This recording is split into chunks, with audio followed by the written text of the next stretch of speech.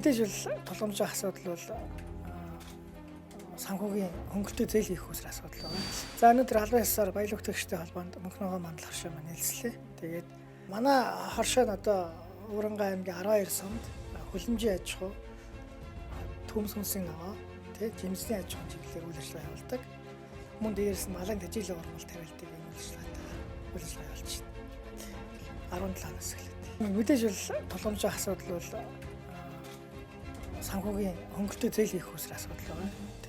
Одоо иргэд аж ахуйн нэгж байгууллагууд маань яг одоо хүссэн зээл авах гэхэд одоо барьцаа өрөнгөний асуудал зээлийн хөрөлцөөний асуудал тулгамдсан асуудал болж байна.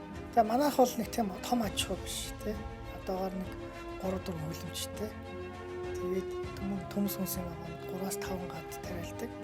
Одоо манайх жилд одоо өвөрцөн ихт нэг тонн орчим. Тэгээд улаан лаг дэх тонн гарамтай. Тэгээд чинжүү, навчт ногоонуудыг бас тариалдаг.